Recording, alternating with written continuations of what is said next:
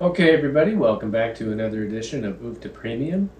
I'm your host, Darren Walters, and in this particular episode, we are going to talk about crop cartels. And if you followed the previous video on field valuations and field placement, this sort of follows in the footsteps of that one. So what do we mean by crop cartel? Well, simply put, growers have the opportunity to grow similar crops on all 4 field spaces on their farms. If they successfully do this, it opens up the possibility of governing a crop cartel. And what that simply means is, it's a governing body. If you're familiar with OPEC, you'll know what I'm talking about. But basically, it's a governing body that basically controls the distribution and the pricing of a particular commodity or product. And in UFTA, what that translates to is it's a particular crop that's in question. So, for instance, if I'm grower A, let's just do an example. If you see what we have here. Notice that all the crops that have been harvested in the game so far for this particular grower are adjacent to the fields in which they were harvested in. And so they're all spread out, easy for you to see. And for others, that's an important point. Everything needs to be visible with UFTA. There's no hiding of assets.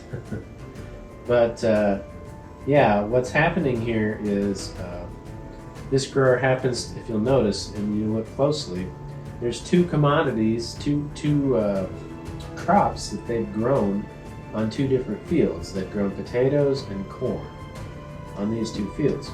So it would be in this particular grower's interest to try to grow corn or potatoes on the remaining 2 fields, because in that way they could control both corn and potatoes in crop cartels. And I haven't really explained what is the benefit of a crop cartel. Well, in UFTA, it basically means that, and here's where I'm a little bit fuzzy, I'm a little sketchy because I'm not certain what should be done here yet. This is a very new aspect of UFTA that I'm exploring. And so I don't want to present something without having this little asterisk that says, hey, everything is pending. So, but anyway, the idea is a crop cartel gives you the benefit of dictating to others who want to grow the same crop what amount can be tallied and distributed back to the crop cartel owner.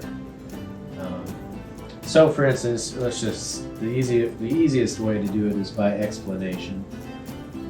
And so what we're going to do is by example. And so what we're going to do is, let's say I do in fact control the corn and potatoes. Okay, which means if this particular grower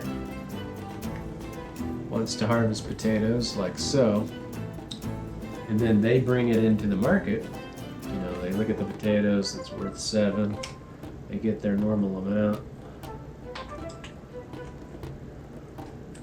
Potatoes goes over here. What's going to happen is whatever that base value was, it happened to be 7 this time, whatever that base value is, the crop cartel owner is going to get either all 7 of those tokens for themselves, or they're going to get half. So, if it's 7, it'd be 3.5, rounding up to 4. So each party would get 4 tokens. Okay?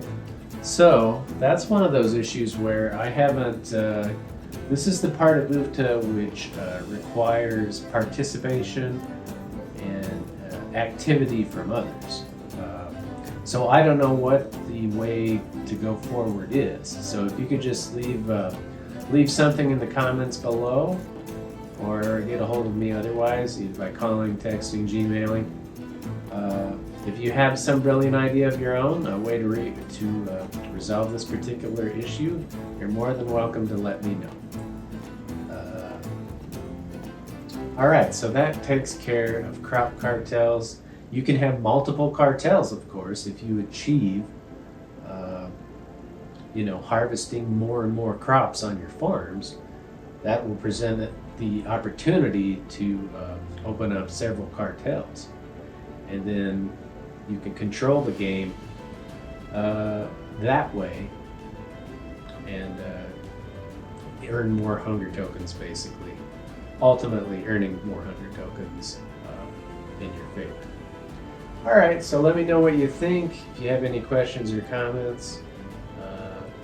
But in the meantime, keep on playing UFTA, and I'll see you next time. Bye, everybody.